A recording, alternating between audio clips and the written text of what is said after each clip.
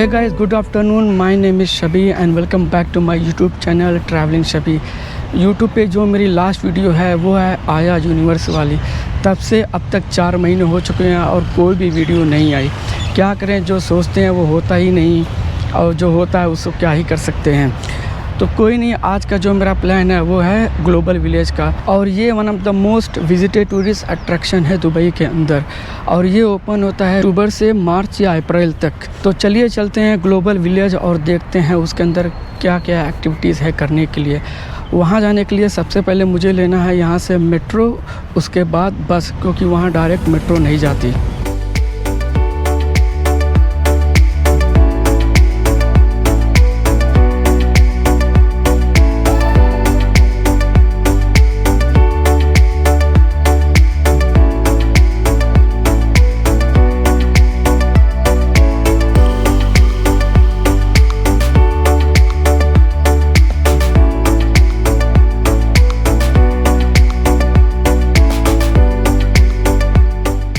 तो फाइनली पहुंच गए हैं ग्लोबल विलेज, और पीछे है कार पार्किंग है, और ग्लोबल विलेज के बाहर जहां तक नज़र जा रही है हर जगह कार पार्किंग है। तो ये है यहाँ का टिकट काउंटर। सबसे पहले टिकट लेते हैं यहाँ से, फिर चलते हैं अंदर। वैसे ऑनलाइन भी टिकट ले सकते हैं।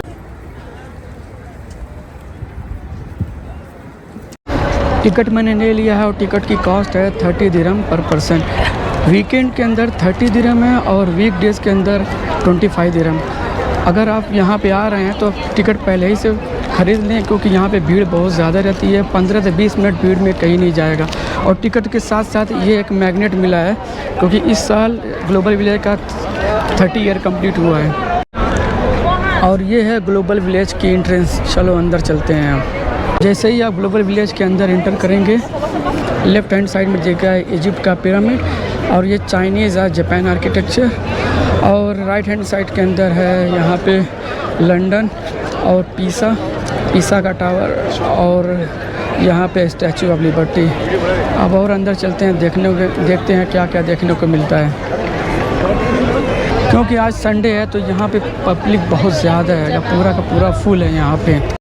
और जैसे ही एंट्रेंस के थोड़ा आगे आएंगे, यहाँ पे दिखेगा कोलोसियम, और उसके बाद है आईफिल टावर, और यहाँ है सिडनी का ओपेरा हाउस।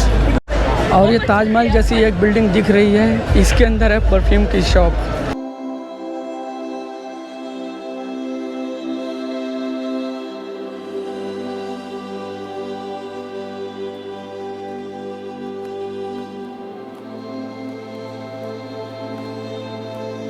अब मैं उस जगह आ गया हूँ जहाँ पे हर कंट्रीज़ के पवेलियन हैं। अब एक एक पवेलियन के अंदर चलते हैं।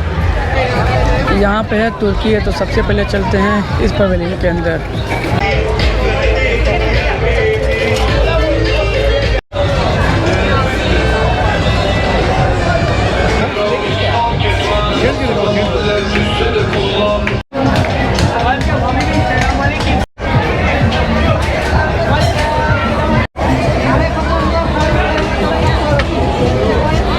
तो ये था टर्की का पवेलियन। अब चलते हैं दूसरे पवेलियन में, क्योंकि यहाँ पे बहुत सारे पवेलियन हैं तो हर पवेलियन तो नहीं जा सकते। टर्की के बाद यहाँ पे है पाकिस्तान का पवेलियन। और रोड के बिल्कुल साइड में हर जगह खाने पीने के स्टॉल मिलेंगे, आपको जो खाना है आप खा सकते हैं। ये है यूएई का पवेलियन। अब चलते हैं इसके अंदर। यूएई के पवेलियन के अंदर जैसे इंटर करते हैं, सामने मिलता है एक परफ्यूम की शॉप, क्योंकि यहाँ परफ्यूम बहुत ज़्यादा फेमस है। और कुछ अबाया की शॉप, और यहाँ पे कुछ शॉप ऐसी हैं जहाँ पे इंडियन पाकिस्तानी की भी शॉप अंदर हैं। और यहाँ पे कुछ लोकल्स भी दिख रहे हैं, और उनकी भी कुछ शॉप है।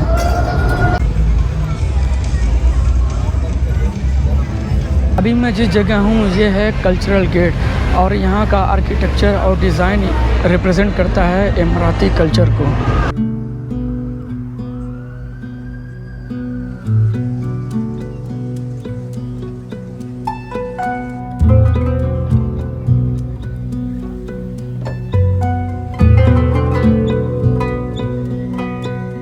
मेरे पीछे आप देख रहे हैं फिएस्ता स्ट्रीट। अब चलते हैं इस स्ट्रीट के अंदर और देखते हैं इसके अंदर क्या क्या खाने को मिलता है। जैसे ही आप फिएस्ता स्ट्रीट के अंदर जाएंगे आपको मिलेगा pizza, burger, shawarma, tacos, chips और बहुत कुछ इसके अंदर है जो आप खा सकते हैं। और यहाँ पे बहुत ज़्यादा भीड़ लग रही है।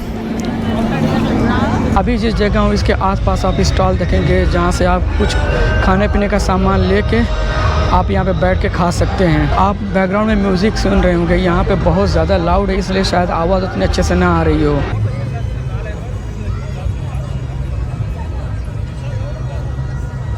सीरिया का पवेलियन, अब चलते हैं इसके अंदर। जैसे सीरियन पवेलियन के अंदर जाते हैं सबसे पहले दिखती है एक कपड़े की शॉप, उसके बाद यहाँ पे है एक ज्वेलरी की शॉप जो 5 से 10 दिरहम में मिल रहा है, और यहाँ पे है एक सीरियन डेजर्ट की शॉप।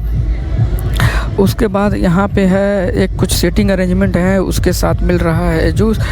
और ये एक बंदा जो आप देख रहे हैं ये है एक जूस जो सीरिया में बहुत ज़्यादा फेमस है। ये है ग्लोबल विलेज का मेन स्टेज। यहाँ पे कोई भी शोज़ और इवेंट होते हैं तो यहीं पे होते हैं। आज यहाँ पे कोई के पॉप का शो है जो साथ अभी चल रहा है, इसलिए यहाँ पे बहुत ज़्यादा म्यूज़िक है। लेकिन यहाँ पे लास्ट ईयर जब मैं आया था यहाँ पे एक शो था शाहरुख खान का, और ये जगह खाली दिख रही है कि पूरी की पूरी फुल थी। शाहरुख खान का शो था 8 बजे और यहाँ पे इतना ज़्यादा लोग थे कि पैर रखने की जगह भी नहीं थी। एक पूरा का पूरा एकदम फुल था और उस शो देखने के लिए कम से कम लोग 4 से 5 बजे से लोग बैठे हुए थे कि आज मुझे शो देखने को मिले।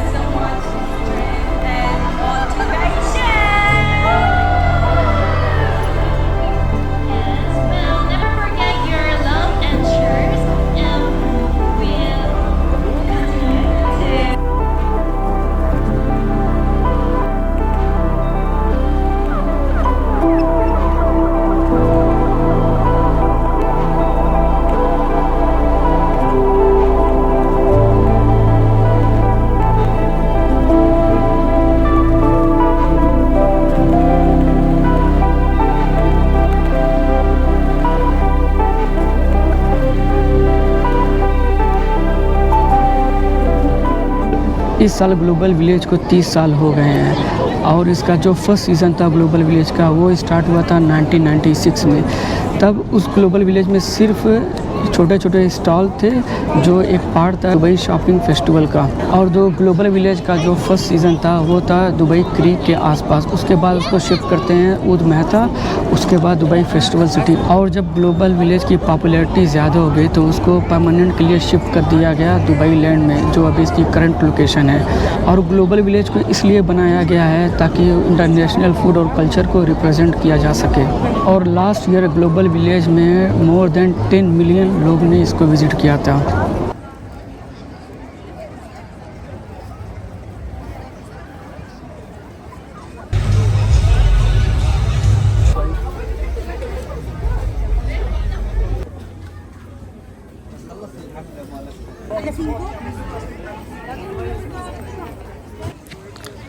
तो ये है थाईलैंड का पवेलियन। जैसे इसके अंदर इंटर करते हैं सबसे पहले दिखता है हमको कपड़ों की शॉप, और यहाँ पे है एक मैंगो की शॉप, क्योंकि थाईलैंड के अंदर मैंगो विथ स्टिकी राइस काफ़ी ज़्यादा फेमस है।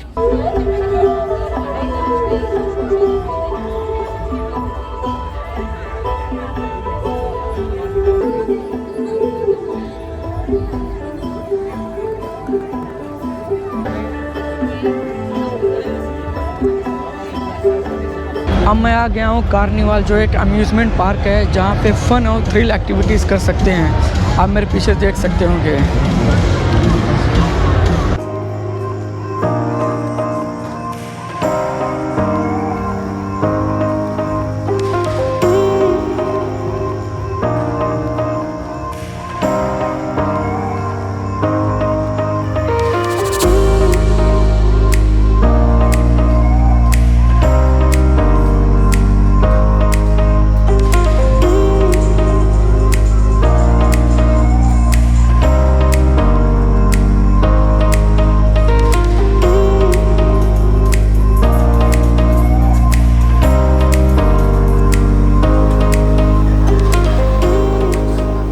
ये था कार्निवल और ये मुझे बहुत सही लगा क्योंकि यहाँ पे बहुत सारे एक्टिविटी और गेम था जो हम कर सकते हैं। चलते हैं जापान के पवेलियन में और देखते हैं क्या क्या है वहाँ पे करने के लिए।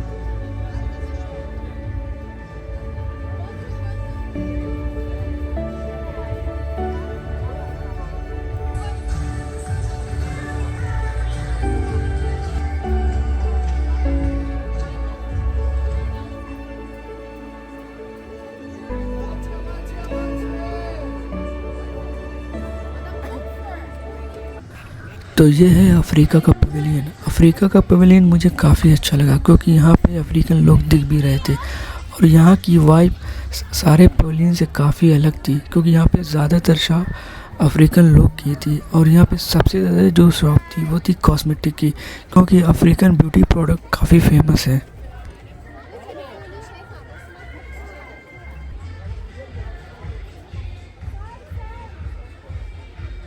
मेन स्टेज पे के पॉप का शो चल रहा है इसलिए बात करने में बहुत ज़्यादा प्रॉब्लम हो रही है क्योंकि आवाज़ आ ही नहीं रही है। बैकग्राउंड में जो आवाज़ है उसकी आ रही है। और मैंने ऑलमोस्ट सारे पवेलियन कंप्लीट कर लिए हैं। सारे में एक ही जैसा सब कुछ है, कपड़े हैं, खाने पीने का है और एक दो चीज़ जो उस कंट्री को रिप्रेजेंट करती है वो चीज़ है। अभी कुछ पवेलियन बाकी है, उसको थोड़ी देर में एक्सप्लोर करूँगा। अभी मैं जिस स्ट्रीट में हूँ ये है यहाँ की फूड स्ट्रीट और यहाँ पे सारे खाने मिल रहे हैं, जो चाहिए सारे मिल रहे हैं। और मैं इतने सारे पवेलियन देखने के बाद अब तो मुझे सारे के सारे सेम लग रहे हैं। हर पवेलियन के अंदर जाओ तो वहीं कॉस्मेटिक के कपड़े यही सब ज़्यादा मिल रहा है। अब एक दो और कंट्री के पवेलियन देखूँगा उसके बाद बस करूँगा क्योंकि मुझे अंदर जाने के बाद सब कुछ सेम ही लग रहा है। अब यहाँ है इंडिया का पवेलियन, अब यहाँ चलते हैं।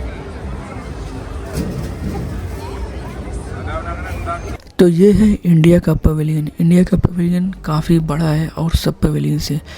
और इंडिया के पवेलियन के अंदर सबसे ज़्यादा जो शॉप है वो है कपड़े की और बैग की। तो ये है ईरान का पवेलियन। ईरान का पवेलियन काफ़ी बड़ा था बट यहाँ पे लोग कम थे और यहाँ पे भी वही सब शॉप थी जो हर पवेलियन के अंदर थी। एक चीज़ मुझे काफ़ी इंटरेस्टिंग लगी वो थी कारपेट, क्योंकि ईरानी कारपेट बहुत ज़्यादा फेमस है।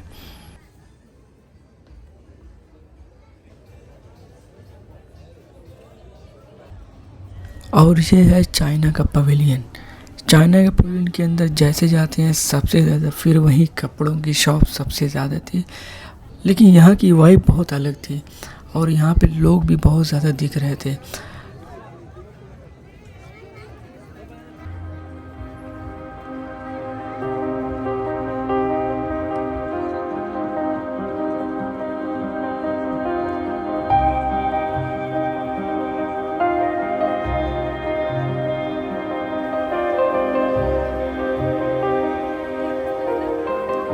अभी मैंने देखा इंडिया का पवेलियन। इंडिया का पवेलियन इतना ग्रैंड, इतना बड़ा है और जहाँ इंडिया का पवेलियन है उसकी एंट्रेंस है वहाँ पे हाथी का सर और इतना बड़ा है। लास्ट ईयर जब मैं आया था तो इंडिया का पवेलियन था बिल्कुल हवा महल के जैसा, उसका स्ट्रक्चर जो है सेम वैसा था। इस साल थोड़ा चेंज हो गया है। और जहाँ इंडिया का पवेलियन है उसके आसपास सारी गल्फ़ कंट्री का भी पवेलियन है, और जैसे इराक, ईरान, लेबनान, मोरक्को और कतर, कुवैत, इन सारे पवेलियन इंडिया के आसपास हैं। और ये वाला एरिया बहुत खूबसूरत है, और सब एरिया से सबसे ज़्यादा डेवलपमेंट यहीं हुई है, क्योंकि यहाँ पे लास्ट ईयर ऐसा कुछ भी नहीं था और आज ये बहुत अच्छा है।